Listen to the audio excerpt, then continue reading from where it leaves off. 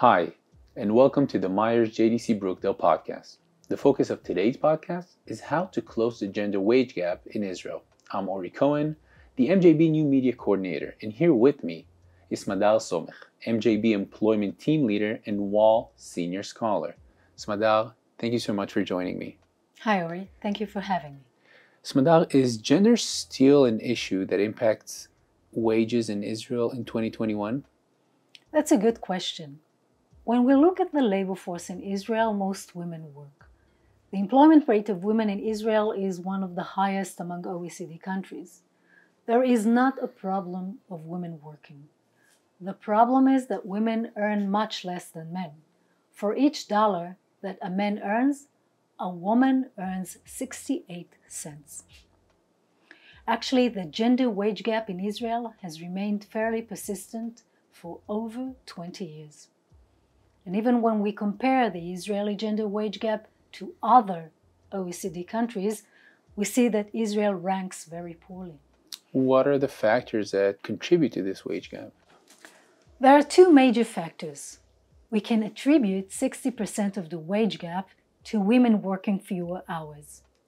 Another 30% of the wage gap can be attributed to women working in lower paying industries such as education and social welfare. Why are women working fewer hours? Before we have children, men and women work similar hours, and the wage gap is minimal. The turning point comes with the first child. At this point, men increase the number of their work hours, whereas women do the opposite. They decrease their work hours. This has to do with social expectations. Women are expected to be the primary caregivers, whereas men are expected to be the primary providers. Consequently, men's wages increase over time, whereas women's wages remain the same.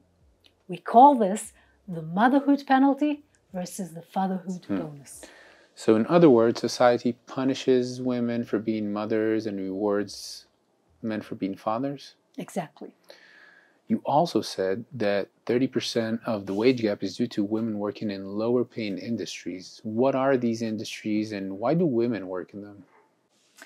To answer that, first I would like to talk about the high paying industries. In Israel, these are high-tech, finance, and communications. Most require STEM studies, which means science, technology, engineering, and math. We rarely see women taking STEM studies at the university, and even at an early age, we see fewer schoolgirls studying STEM studies.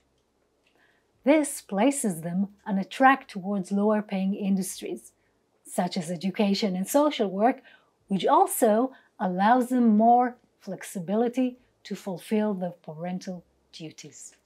We've established that there is a gender wage gap. Why should the government intervene?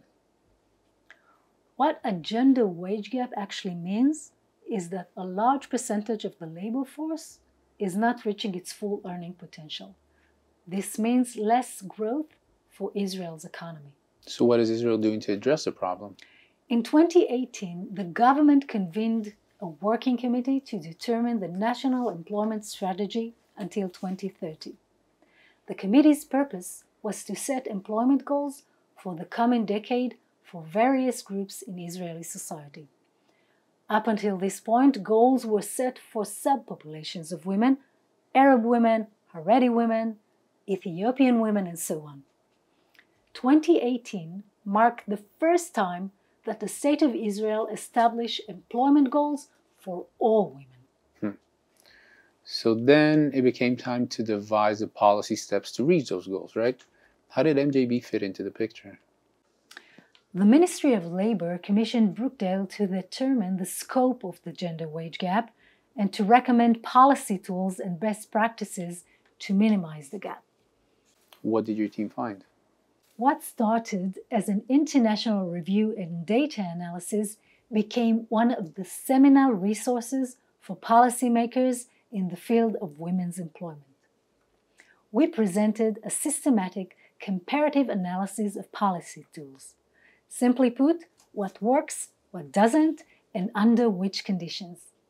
We developed a model linking the effectiveness of each tool to its mode of implementation. To give specific examples, we found that remote work was found to be much more effective in narrowing the gap when made mandatory for both men and women. When remote work was made voluntary, only women chose to work from home and the gender gap persisted. We also found that gender representation quotas that ensure a specific percentage of women for a certain position, say on a board of directors, is more effective than setting the quota of women candidates for that same position. So you see, although it is important to point out which tools work, it is as important to emphasize how to implement them. I see. So Brookdale created this very practical resource for the government, which is great. How was it received and what did they do with it?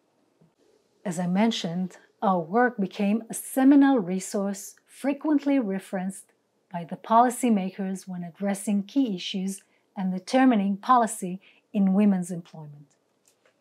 In addition, our experts continue to provide consulting to policymakers and practitioners on an ongoing basis in the area of women's employment.